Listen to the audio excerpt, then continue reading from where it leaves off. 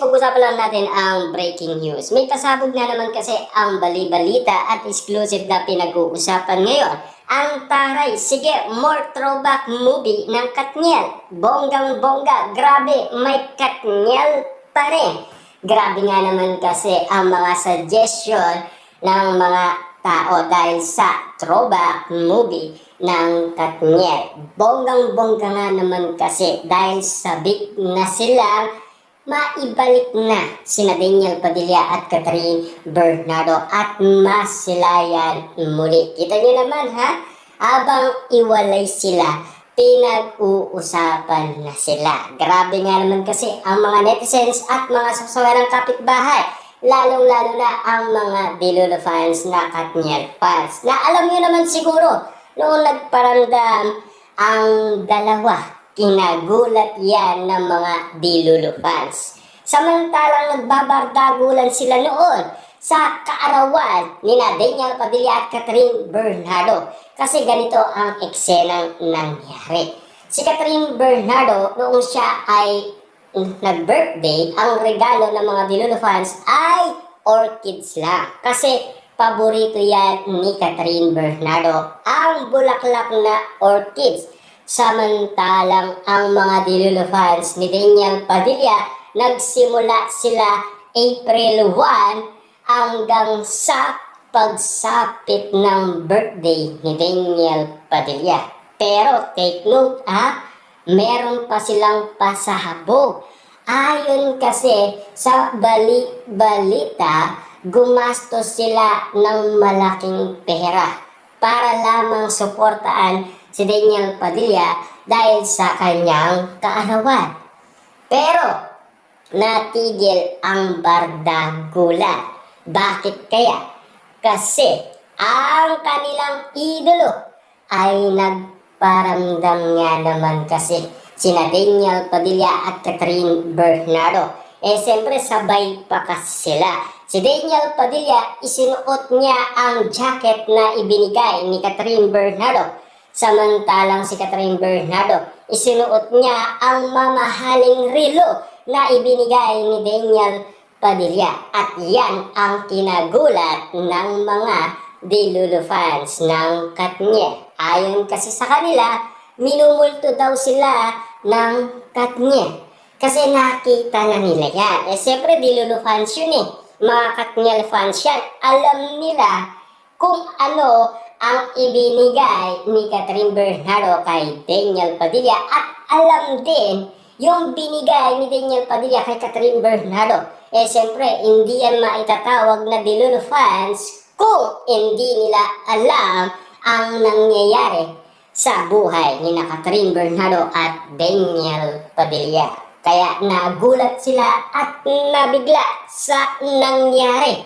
Akala kasi nila nagkaroon ng balikan ang Katniel. Kaya naman kasi halos lahat ng mga tao ay nag-predict na akala nila nagkaroon ng balikan sina Daniel Padilla at Catherine Bernardo.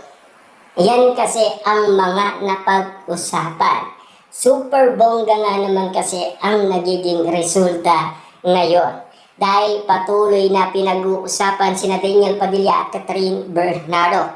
Muling nabubuhay ang mga Delulu fans na Katniel fans. Muli silang nagkakaroon ng pag-asa. Kaya nga naman kasi kapag nasilayan natin sina Daniel Padilla at Catherine Bernardo, siguradong pasabog yan. Ayon kasi sa iba't ibang balita. Kapag nakabalik na sina Daniel Padilla at Catherine Bernardo. Na alam niyo naman siguro, karamihan ang sinasabi nila, namimiss na daw nila sina Daniel Padilla at Catherine Bernardo. Ang iba naman, namimiss na daw nila ang Katniel. Simula nga naman kasi nagparamdam ang ABS-CBN dahil sa throwback movie ng Katniel. Hanggang ngayon kasi, puro post ang nasabing ABS-CBN patungkol kina Daniel Padilla at Catherine Bernardo. Kaya nga naman kasi, ang bawat usapin ngayon, parang meron daw talagang movie ang Katniel. Dahil pinag-usapan na noon yan dahil nagkaroon na ng collaboration project ang Katniel na alam niyo naman siguro na pag-usapan na yon. Siyempre, pinag-ayos muna ang dalawa bago nagkaroon ng usapin patungkol umano sa movie project ng Katniel, lalong-lalo na sa throwback movie. Alam niyo naman siguro, hindi magkakaroon ng throwback movie ang Katniel kung hindi rin sang-ayon sa dalawa dahil nagkaayos na kasi sina Daniel Padilla at Catherine Bernardo. Pero karagdagan nga naman kasing bali-balita ang nangyari umano sa ABS-CBN Ball 2025 dahil ang issue pinagtanggol daw ni Daniel Padilla si Catherine Bernardo na inala kasi nila parang meron pakulo ang ABS-CBN na parang muling binubuhay sina Daniel Padilla at Catherine Bernardo. Para nga naman kasi patuloy na pag-usapan ang Katniel. Ibig sabihin, ang big star ng ABS-CBN muling pinag-uusapan sina Daniel Padilla at Catherine Bernardo dahil sa issue sa ABS-CBN Ball 2025.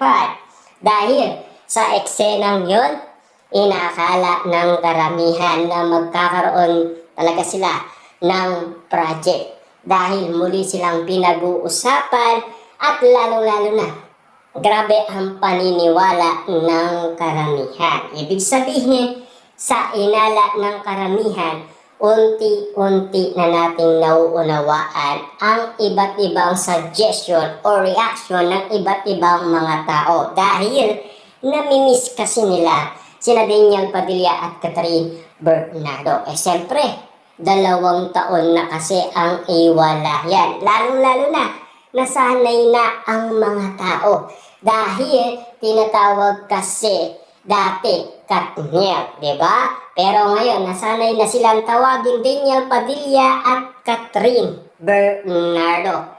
Pero, ang pinag-uusapan, sino kaya ang makakasama ni Daniel Padilla sa sinasabi niyang rom-com? Si Catherine Bernardo ba? Yan ang aabangan natin. Kasi napag-usapan na eh. Kaso nga lang, wala pang sinasabi kung sino, di ba?